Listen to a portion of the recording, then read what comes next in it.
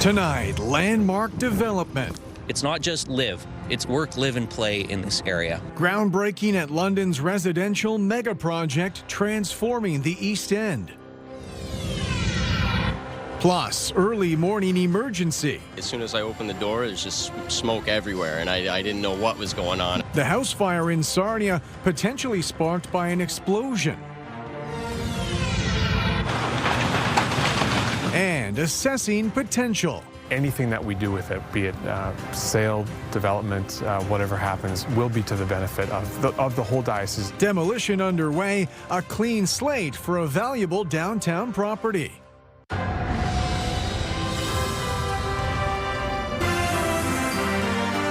CTV News with Carlyle Fiset.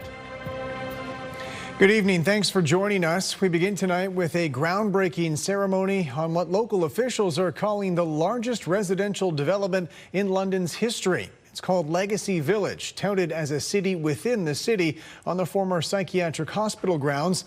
With more on the project's vision and timeline, here's Brian Bicknell. Digging into London's past and giving way to its future.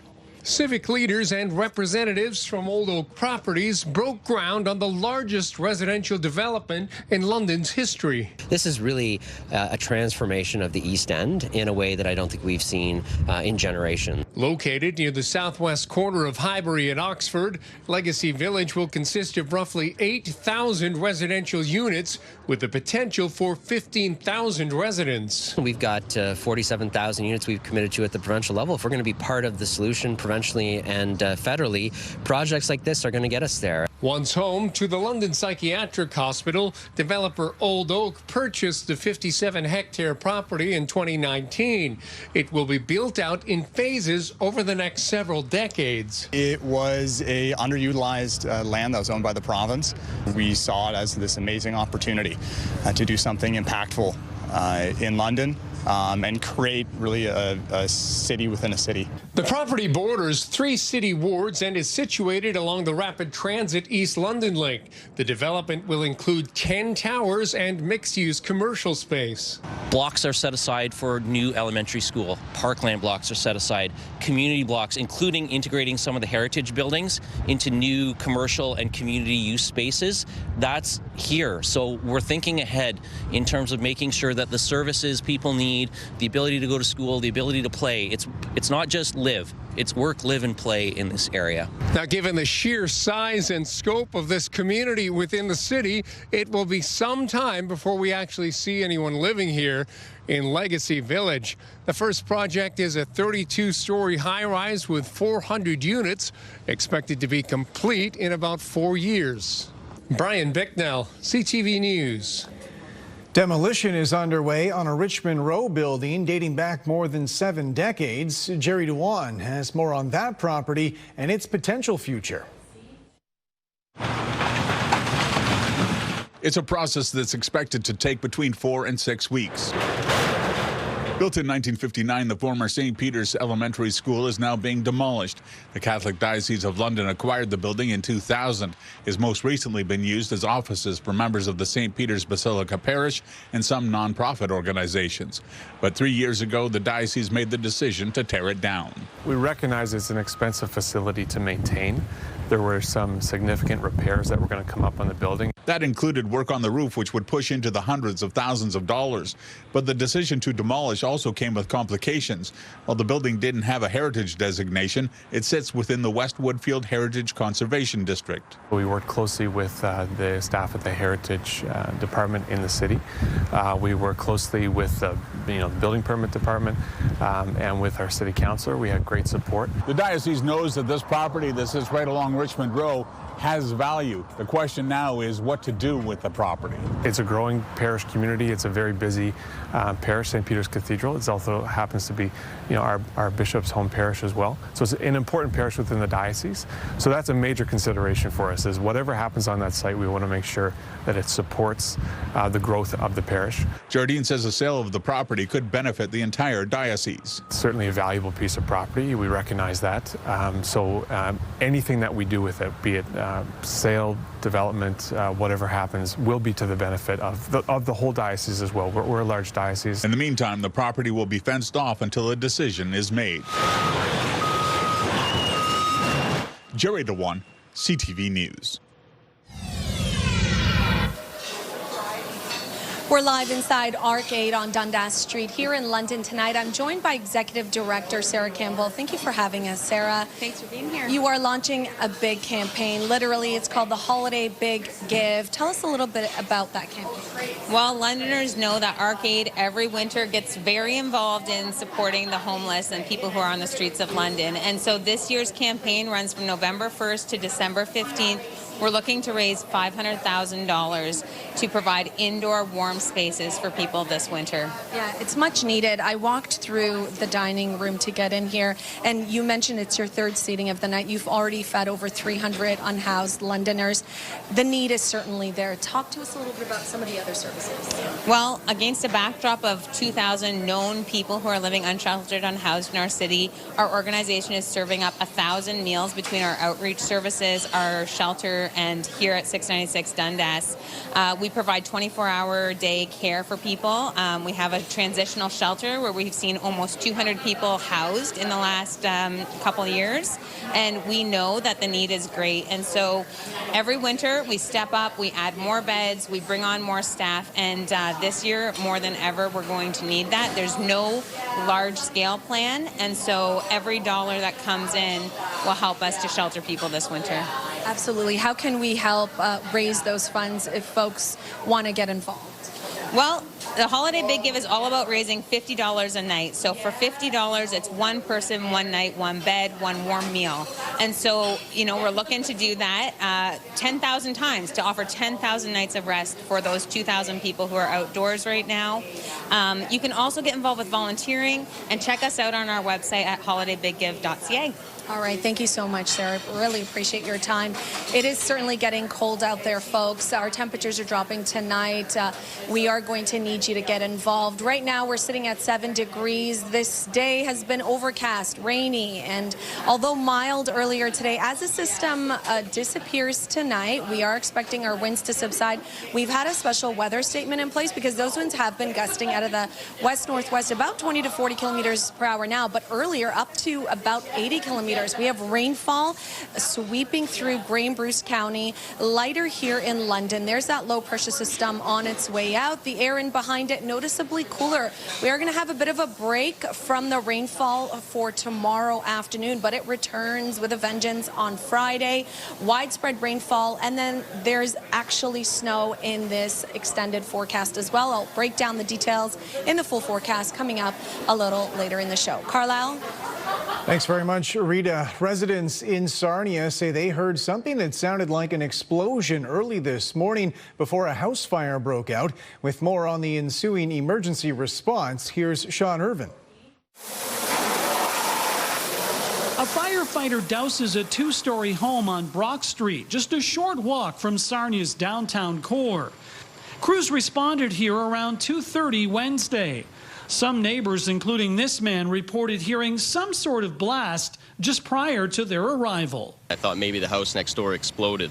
As Sarnia firefighters pulled up, they found the residence ablaze. Heavy flames coming from both levels of the home. We started attacking the fire and doing our search and rescue. Like I said, no one was in the home, so we just proceeded to extinguish the fire. At least one firefighter went door to door asking everyone to close their windows. My 3-year-old had woken up and we heard some pounding at the door, and as soon as I opened the door, there's just smoke everywhere, and I didn't know what was going on. Firefighters quickly determined the home was empty. Residents said the last tenants moved out 2 months ago. That leaves local crews and an investigator with the fire marshal's office to piece together the cause. Eyewitnesses heard a possible explosion, so that we're looking into that, whether that was the primary cause or that was secondary because of the fire. That's all being investigated right now. No firefighters were injured as the blaze was extinguished, but in excess of 20 were on scene during the fight. The stability of the structure remains a concern. Damage is significant. So it's going to be a total loss, so in the hundreds of thousands to rebuild the whole structure.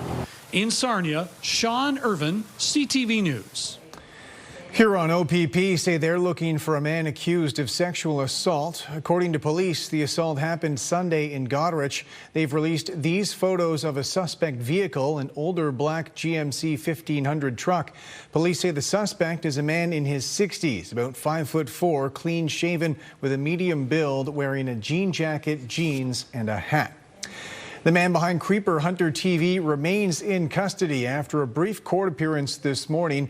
45-year-old Jason Nasser faces 2 new harassment charges and 1 count of breaching a court order. Nasser told the court today he would be moving forward without a lawyer and would represent himself for these new charges. He was previously convicted of distributing child pornography and extortion.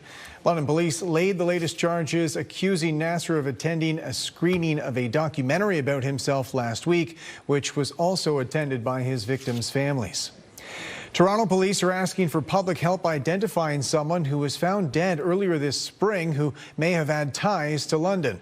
Investigators shared an artist's rendering of the person found dead back in April. They were wearing a black and white T-shirt with a Nike Air Max logo on the front, gray pants, gray Crocs, and a beaded bracelet that reads, "You belong." Police say they don't think their death was suspicious, but they are hoping someone will recognize them. It's believed they were between 40 to 55 years old, 5'3", 160 pounds, with black hair and brown eyes. On top of tabling his first federal budget yesterday, Prime Minister Mark Carney has managed to increase his party's seat share in Parliament.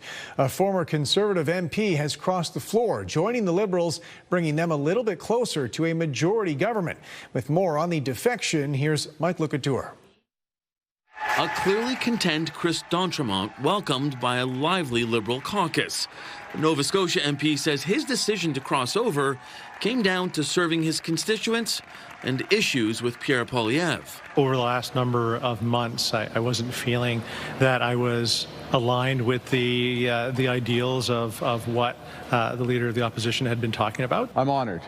The newest Liberal accompanied the Prime Minister to his post-budget press conference, where Mark Carney had this message for all parliamentarians. Wherever they're sitting in the House, this is a time where we need to act as a country, be as unified as possible. d'Entremont's former caucus colleagues questioned his move, given his record. 6 months ago, he ran on an affordability agenda. He ran to lower deficits. He ran on a stronger economy, pro-growth agenda, and he's turned his back on that. But the former Conservative says others in that caucus are also mulling over a move. I would suggest that there probably are those that are in the same boat, but I will let them tell their stories if that time comes. Attempting to quell recent rumors that she is crossing the floor, Conservative Dominique Vienne released a video reaffirming her commitment to the party. But if others do go, some pollsters predict problems for Pierre Poilievre. It is a rare thing for a member of Parliament to cross the floor, especially one in an environment as polarized as Canada is today. And I think that suggests, it would be a signal that Mr. Poilievre has a real challenge in keeping the party together. The Liberals wouldn't say if they're actively recruiting other MPs to join the government caucus, but when asked about it, Foreign Affairs Minister Anita Anand said, the more the merrier. Mike Lecouture, CTV News, Ottawa. With more than 24 hours now to digest the federal budget, experts are now weighing in on what it means for Canadians, particularly when it comes to affordability. Abigail Beeman reports. Morning. How are you? At an Ottawa light rail yard the morning after the budget, the Prime Minister highlighted its $51 billion Build Communities Strong local infrastructure fund. Canada's strength wasn't built in the halls of Parliament. It was built in our communities. An attempt to make a high-level budget he calls generational, relevant for average Canadians. As many economists say, while positive, there were not many takeaways to impact daily life. The government is moving in the right direction, but seem hesitant to go all in on this. When we look at the amount of support that was provided to the economy is less than we were expecting. We looked at the depth of the cuts. It was less than we were expecting. Randall Bartlett points to previously announced tax cuts and a new promise to lower bank fees as impactful, but a budget with a tricky big picture narrative. The tough thing that I think we'll see is that a lot of this is going to help kind of prevent Canada from being in a worse situation because of the trade war with the U.S. They're worried about how they're going to pay for their grocery bills. They're worried about how they're going to afford tuition. They're worried if they don't have a doctor.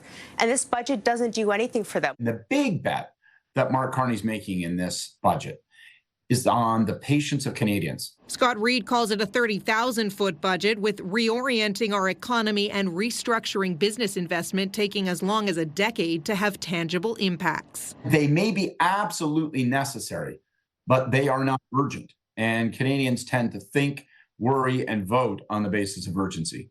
Reid says the government needs to focus now on showing Canadians how the budget could help them on an ongoing basis, not just on Budget Day. The government tells CTV News today's train depot announcement was just the start of a cross-country tour to promote the budget. Abigail Beeman, CTV News, Ottawa. Union leaders representing thousands of college support staff across Ontario say members have ratified a new collective agreement. The contract was agreed last month following a nearly 5-week strike. According to union reps, almost 90% of voters were in favor of the new 3-year deal. They say the contract includes wage increases and job security improvements. Officials with the College Employer Council say they're grateful the ratification went through. A new report at London City Hall has revealed more than $1.3 million spent on developing computer software that was supposed to track social housing but has never been used. And as Daryl Newcomb reports, it doesn't look like it will ever be used. There are decisions that have to be made about when it's appropriate to cut bait. In 2023, Council learned city staff had been collaborating for more than a decade with other municipalities, eventually hiring a consultant to develop software to track social housing, software which had not been used by London. Do we keep pouring money into a system which is not live? I do think we're going to get to a point to this where if it does become live, it could very well be obsolete. 2 years later, a report reveals that London's share of the costs are even higher than initially thought for software staff now admit they'll never use. It reads, quote, London's all-in cost from project inception through to software development completion is approximately $1.3 million. And, quote, the city will not implement the software or enter into any further agreements. Deputy Mayor Sean Lewis says he isn't surprised software developed over a decade isn't all that feasible now. It's a good cautionary tale moving forward. I'm a little frustrated that there was really nothing that could be salvaged out of it. Back in November of 2023, when London's expenditures were estimated at $1 million, City Council directed staff to close out all financial obligations to the initiative. However, the new report states that fully withdrawing from the Housing Collaboration Initiative won't be completed until this coming April, 2.5 years after Council's direction. I wish it had been a little sooner, but I understand why it's taken staff this long. Because in the big picture, it wasn't costing us anything additional, and this wasn't the highest priority item to report back with us on because Council itself has directed some higher priority asks. The initial purpose of the software was to streamline reporting to the provincial government about rent geared to income housing and the local wait list. However, changes to provincial legislation and enhancements to the Housing Department's existing computer platform has proven sufficient. What I have seen is more attention to flexibility in the software we are using, more training in the software that we are using, and as a result, some better results from that investment. A council committee will consider the staff report on November 10th. Daryl Newcomb, CTV News. When we come back, it's the Tee Up with Brent Lail. We'll break down a busy week in local sports with many athletes making their mark and others headed for halls of fame. Stay with us.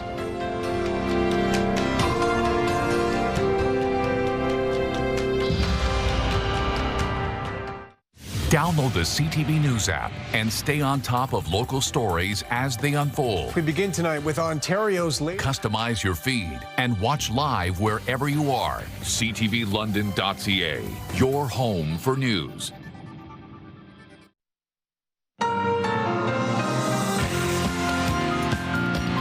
Welcome back. It's the Tee Up with Brent Lail. And Brent, the Knights are on the road tonight taking on the Guelph Storm. Yeah, Carlyle, the Knights are red hot, winners of 8 of their last 10 games, and they've climbed to within just 4 points of the Midwest Division lead. For London fans hoping Sam Dickinson would be back this season, well, that isn't going to happen. Smith's got it back again in front. They score! Sam Dickinson with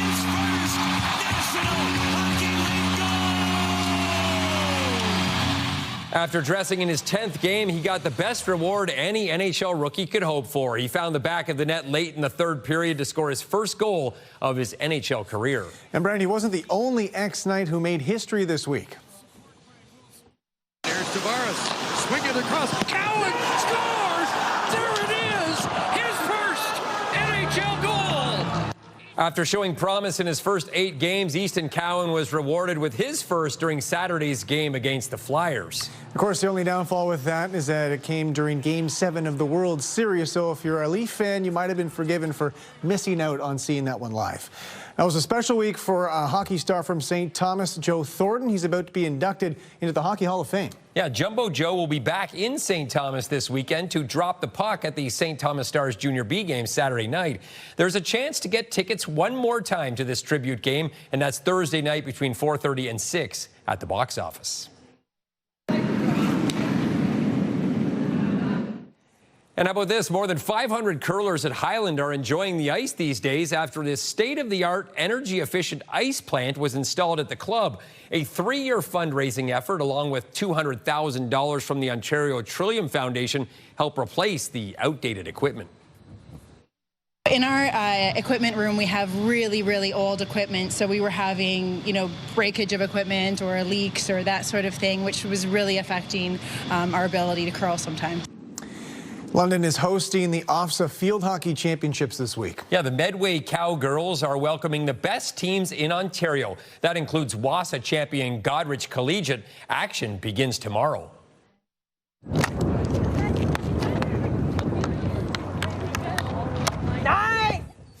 The Cowgirls, who are seeded 8th going into the tournament, were getting a couple of final practices this week before beginning play tomorrow morning. Games are being played at Citywide Field, Western University, and at 1 Password Park in St. Thomas, with the finals scheduled for Saturday.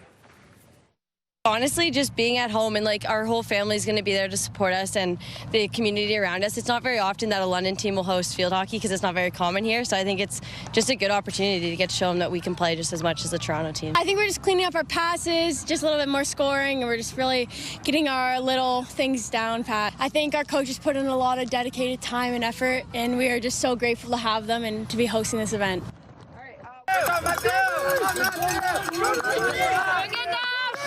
And sticking with OFSA, how about Nash Okersey of St. Thomas Parkside Collegiate blowing away the field of 294 racers at OFSA cross country this week?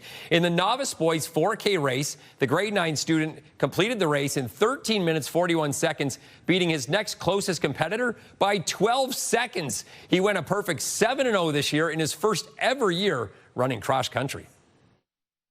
I didn't expect to win. It was a bit nervous and overwhelming. A lot of kids there and a lot of good competition. Pretty strong on the hills, and it was a pretty hilly course. And so I took a lot of positions, and I was going really good up the hill. And then with about 1 kilometer to go, I went down a hill and took the lead, and I kind of just kept going. And finally, Brent, the London Sports Hall of Fame will host its induction ceremony tomorrow night. Yeah, this year's class is full of Olympians, Paralympians, and world champions. The most notable names include NHL Stanley Cup champion Jeff Carter, along with Olympic champion Maggie McNeil. I didn't expect it so soon, I think, just because I've only been retired for a year, but I'm glad that it worked out with my reading week and that I could be home for it. McNeil, who's now studying law in England, will have her parents and sister at the ceremony, wanting to keep it a bit more intimate. The 2020 Olympic gold medalist and 3-time record holder will join a number of other athletes who've represented Canada on the world stage. They include Jeff Carter, Paralympians Darda Sales and Dave Wilsey, along with world champion boxer Jen Ogg and Mr. London Rugby Murray Young. Tickets can still be found at the London Sports Council website. Just to support, the great athletes and past inductees that we've had in the hall. I think we've got upwards of 20 past inductees that are going to be there as well.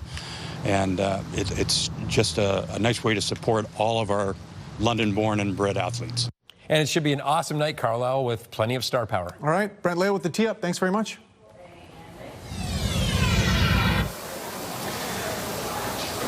Rejoining Rita Ismail now, live on location for us with tonight's forecast. Rita, over to you. Carlyle, we're live inside of the Arcade Mission here on Dundas Street. There's about 60 unhoused Londoners having dinner. This is the third seating of the day. You can really tell there's a big need this year, and with a big need comes a big campaign. They have launched their Holiday Big Need campaign here at the Arcade. Your chance to give somebody within the community a warm night's stay this winter. You can find more information at holidaybiggive.ca. Let's get into the forecast. Our temperature today, 12 degrees, our high for the day, above what's normal this time of year, but not quite the record, which was set in 1978, 19 degrees overnight low, record -11 in 1951. As we head into the night, our temperatures are certainly starting to tumble. Air in behind a system that swung through today, cooler. So you can see we're ranging anywhere between 4 degrees to 10 down in Windsor, 7 here in London. The wind has been a story throughout the day today. We had a special weather statement issued by Environment Canada because the wind gusts were upwards of 60, at times 80 kilometers per hour. See that rain starting to dwindle down as we head into the evening. That system pushing out. There will be some light rainfall in behind it as well tonight into tomorrow morning, but for the most part, Thursday will be mostly cloudy to a mix of sun and cloud. It won't be until Friday when the next weather maker pushes through, and with that, we'll be dealing with more widespread rainfall, embedded thunderstorms. Here's how that plays out on the forecast model. You can see overnight tonight cooling down in terms of cloud cover, pushing out, rain easing, and then tomorrow we will actually have breaks of sunshine depending on where you are, and then some light rainfall throughout Grey and Bruce County by Thursday afternoon. Looks like majority of southwestern Ontario clears out for a little bit before cloud cover increases Friday morning into the afternoon. That swath of rain crossing over into the afternoon, some embedded thunderstorms, and then the temperature really drops heading into the weekend. With that, there is a chance for some snowfall. That's right. This evening, though, cooling down to about 2 degrees overnight tonight. The winds, they're shifting. They're out of the northwest, 20 to 40 kilometers per hour. They should ease overnight tonight into tomorrow, but because they'll be out of the northwest, it will be a cooler start to your Thursday. We will be anticipating a little bit of rainfall. Not everybody is getting it. There is just a line of rain that should move through by noon.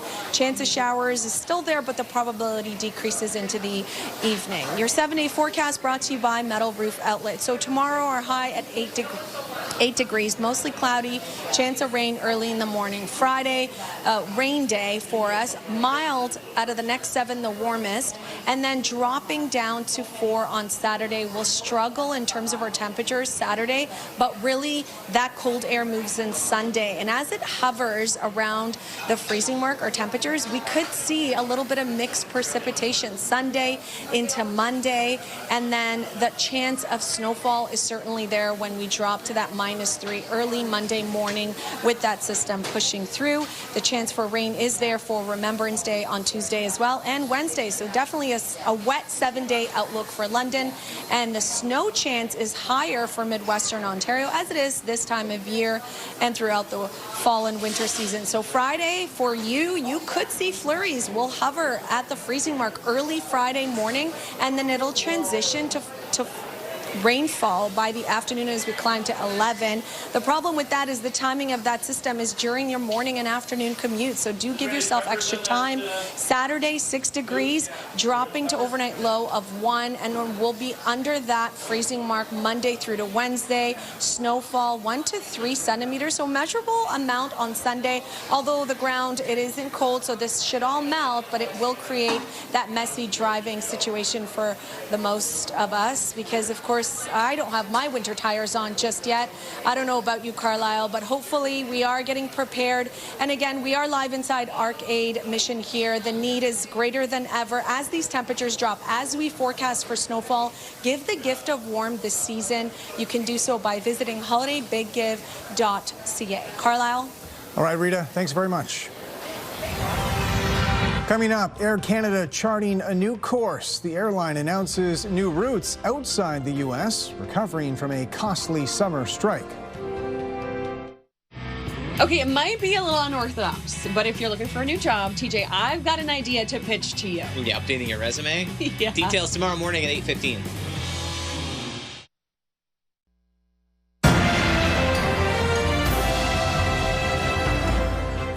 Air Canada is adding more flights to destinations outside the U.S. It's seen as an attempt to catch up from a costly flight attendant strike earlier this year when more than 3,000 flights were canceled over 3 days. Air Canada officials say it amounted to a $375 million loss for the airline. They say demand for American destinations has been weak, so they're increasing capacity for domestic, European, Caribbean, and Latin American destinations. A warning for anyone considering a loan or trying to get a new credit card. Your credit score can be an important factor. As Pat Foran reports, a good score can save you money over time, but a bad score could make borrowing impossible altogether. A woman we'll call Gloria asked us not to identify her as she is embarrassed about her situation. The senior has mobility and eyesight issues, but the former bookkeeper says she's always been very careful paying her bills. Have you always paid your bills on time? Oh, before the due date. Gloria says in February she got a credit card bill for $389 and believes she paid it. But her bank said it never received the funds and kept sending the same bill month after month and adding interest. Gloria was worried she would be paying the bill twice. Why should I put that money in their pocket? For what? If you pay it, why do you have to pay again? I don't understand that. After she didn't pay the bill for 8 months, her credit score dropped to the lowest level, her home insurance doubled, she was unable to co-sign her son's car loan, and she was denied a new credit card. Gloria says she didn't know disputing the charge could cause so many problems. I thought they'd go only after me for the money. I never thought they are gonna destroy my credit score. A good credit score can help you rent an apartment, get a loan, and qualify for lower interest rates. But late payments can lead to a lowered credit score, increased interest rates, higher late fees, difficulty getting new credit, and accounts could be closed or have reduced credit limits. If you're behind on a $100 a month payment, your credit score really takes a hit because they figure, hey, if you can't handle a $100 payment, we're certainly going to not loan you a larger amount of money. Doug Hoyce, a licensed insolvency trustee, says in the event you feel there's a mistake on one of your bills, pay it first and try to settle it later. If you're having a dispute on a bill, pay it, and that way your credit score isn't going to take a hit, and then fight over it later. If you win, you get your money back.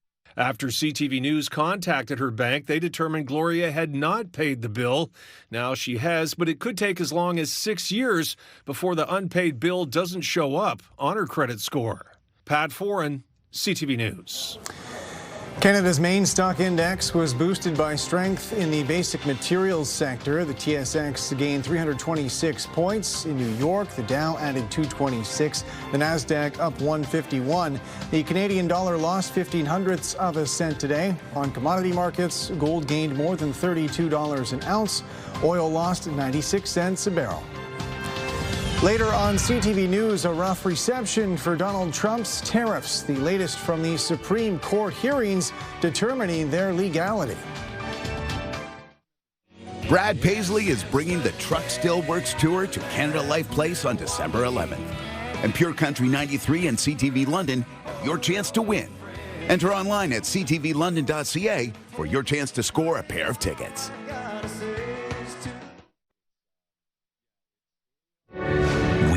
Never forget your bravery, your strength, your sacrifice. The very best and bravest of our nation. These heroic souls stood on guard for freedom. Join the CTV News team and me as Canada comes together to remember. Remembrance Day 2025, Tuesday morning at 10 Eastern, 7 Pacific on CTV. City councillors have temporarily paused construction of large-scale secondary units on residential properties until they determine the limit for how many bedrooms they can include. We realize that adjustments need to be made. The original intent, I think we're still behind that. The interim control bylaw is meant to prevent a rush of applications from developers looking to get ahead of that bedroom limit. Additional rental units are meant to be modest intensification within existing neighborhoods. A developer recently took advantage of those rules, though, getting a 32-bedroom property approved on what was previously a single-family lot. I don't think it sends a negative message at all. We're still a city that is in need of housing and building as much housing as possible. What we've seen, though, is the intended gentle densification that we want in the neighborhoods is gone to the extreme in some very rare cases. Municipal leaders in Chatham-Kent are considering a 5% property tax increase for the 2026 budget. According to local officials, that increase is about keeping up with infrastructure maintenance costs and would not lead to any significant increase in services. Chris Campbell reports. Chatham-Kent is planning to spend more than $500 million over the next 4 years on core infrastructure, and that means higher property taxes in 2026. A proposed 4.9% tax hike works out to about $104 more for every $100,000 of property value. Part of the budget process is to support a long-term community. And that's what we're looking at here is how do we make investments now that are going to benefit future generations. But a cap on the Ontario Community Infrastructure Fund, or OCIF, limits Chatham-Kent to $10 million a year, even though the municipality's size and needs qualify it for nearly 3 times that amount. Officials say the funding shortfall adds about 2 percentage points to the tax increase this year alone. We are very hopeful that the province will step up and fill that gap. That it's a plea for help that we're asking to make a huge difference in our infrastructure spending here in Chatham-Kent. We're not asking for any special treatment. We're asking for equitable treatment. So we want the funding cap to be removed so that we can have the funding that makes sense based on the formula that the province set forward and be treated just like every other municipality in Ontario. Only 3 municipalities are capped in the province, Chatham-Kent, Sudbury and Thunder Bay. But Chatham-Kent is the largest with the most infrastructure to maintain, 3,500 kilometres of roads and 4,000 kilometres of drains. Lifting that cap would bring in about $19 million in 2026. It makes an absolute huge difference here in Chatham-Kent. No other municipality in the province is shortchanged as much as we are based on the formulas that they put forth. Council and staff say efficiencies have been found to keep costs down, but without provincial changes, pressure on local taxpayers will only grow. It'd be nice if it could come out of somewhere where they could decrease spending and then put that towards this, but if it had to be for infrastructure, that I could see would be okay, but I would definitely be for cutting down where you can and then using that towards infrastructure. I think it's a little bit too much because still right now the economy is bad. Chris Campbell, CTV News. Tomorrow on CTV News, a London summit tackling food security for southwestern Ontario residents. Details on the changes local officials are considering to make sure no one goes hungry. Tomorrow on CTV News at 6.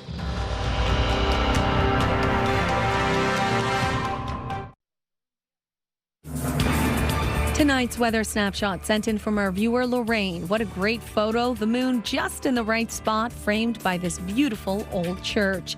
Thanks so much for sharing. Rainy and windy conditions persist into the evening. As this weather maker we're dealing with starts to move out, the winds will shift in behind it, gusting out of the northwest, and our temperature will drop to near the freezing mark overnight. A bit of sunshine for your Thursday. There is a chance for some morning rainfall, but most of tomorrow will be a mix of sun and cloud, brisk winds and cooler temperatures. Rain returns Friday with a chance for wet snow for the weekend. Investigators are looking into what caused a deadly cargo plane crash last night in Kentucky.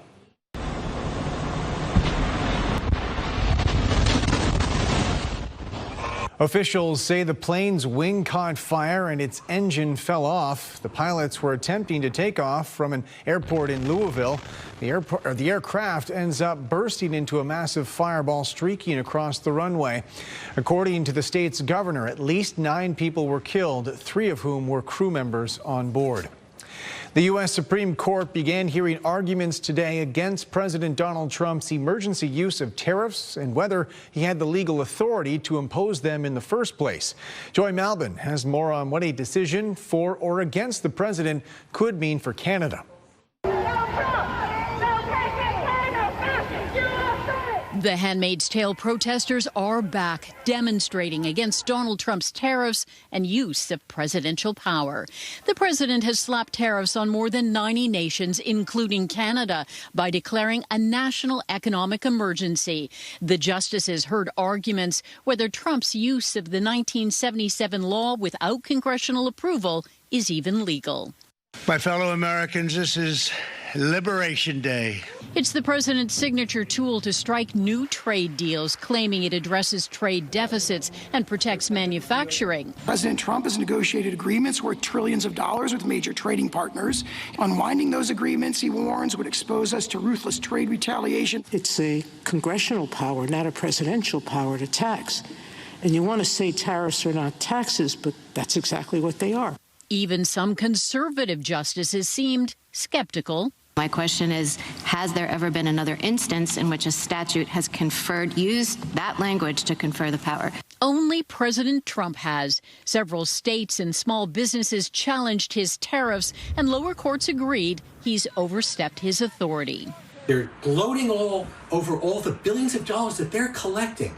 They think it's great. What they don't say is they're collecting it from American businesses. Trump's tariffs have cost Canada billions of dollars in lost business, straining relations with the U.S. and with trade talks stalled over an Ontario anti-tariff ad. Such trade barriers hurt every American worker. This is like somebody's driving the train. We're kind of in the back cars, and we don't control its speed, and we don't control its destination. President Trump posted this case as life or death for America, with his most significant economic policy at stake. The court's expected to rule swiftly within weeks or months. Joy Malvin, CTV News, Washington. The makers of ChatGPT are introducing new rules for the AI software. According to officials with ChatGPT's parent company, OpenAI, new policies will be put in place restricting the chatbot from offering medical or legal advice. Specifically, it can't be used for tailored advice that requires a license. A study led by researchers at the University of Waterloo found ChatGPT only provided entirely correct medical responses roughly 30% of the time. London's top stories. We have breaking news tonight out of Ottawa. The latest on the breaking news alerts. I'm tracking an area of severe weather. It'll start. And watch live. A development now to a story from City Hall we brought you. Download the CTV News app. Welcome back. Two childhood friends have reunited in BC, brought back together by a ritual they first bonded over when they were just 11 years old. With more on their friendship withstanding the test of time, here's Adam Sawatsky. This is a story that began more than half a century ago. We're just tossing the ball like we've been doing since we probably about 11 years old. Back in grade 5, when Chris with the hat and David without realized they had a couple things in common. Music, football. What else is there? When they weren't listening to the Beatles or passing the pigskin, Chris and David were making questionable choices. You know, we were both sent to the back of the class. You know, if there was something stupid, we'd probably do it. Well, David and Chris remained friends throughout high school and became roommates after, before they found themselves on opposite sides of the world. Relationships, jobs, stuff like that. Until 40 years later, Chris called David out of the blue, asked if he wanted to toss the ball, and effortlessly picked up where they left off. Well, because he's got great taste in friendships. That's the secret to the friendship? Yeah. After doing this almost daily since, what began as a way for old friends to simply have fun, nothing better than football, has evolved into something more philosophical. So just a way to really just get back to my body knows more than my brain, because it's really hard to listen to your unconscious or be aware of it until you shut up. So they silently throw the ball back and forth, engaging in a conversation unhindered by words. It's exhilarating. It's good. It feels good. Because what could feel better than knowing no matter how far you and your friend find yourselves apart, you'll always know how to bring yourselves back together. Adam Sawatsky, CTV News, Vancouver. And finally tonight, the FIFA World Cup mascots were in Toronto today, part of the tournament's promotional campaign ahead of the 2026 competition. With more, here's Jessica Smith. The countdown continues to the 23rd edition of the FIFA World Cup. We are so ready for the world to come to this city of Toronto. Former Canadian men's national team member and Toronto FC legend Dwayne De Rosario teamed up with the official mascots at Nathan Phillips Square to help hype up fans. So now having the World Cup come to our country is just going to inject a different sense of passion, pride. I feel really excited because I've been waiting for this moment, and I love soccer. I play soccer. It's my favorite sport. And I play on a team. I was really excited for this moment, FIFA, after 4 years of waiting. Maple the Moose representing Canada, Zayu the Jaguar representing Mexico, and Clutch the Bald Eagle representing the USA, each serving as ambassadors of unity, diversity, and a love for the beautiful game. Having the mascots here again, they create a different sense of excitement. They bring in the young fans. They create such a great ambiance in the stadium, outside the stadium, at the fan activation zone. This will be the first time the tournament has been hosted across 3 countries in 16 host cities. Canada will host a total of 13 games next summer, 7 in Vancouver and 6 in Toronto. Fans are ready to welcome their fellow football supporters from around the world. It's a fun you can't describe. It's very fun. It's my favorite sport. That's what it brings. It moves passion, it moves feelings, and it's going to be a great opportunity, like I said, to showcase that to the world. With 48 teams competing, this is set to be the largest World Cup in history. The city is buzzing as we continue to move forward towards the 23rd edition of the FIFA World Cup. Everything kicks off June 11th, 2026 and runs through to July 19th. Jessica Smith, CTV News. And that's it for us. Thanks for watching. For your latest local headlines, you can always head to our website. I'm back tonight with your late news at 11. Bye for now.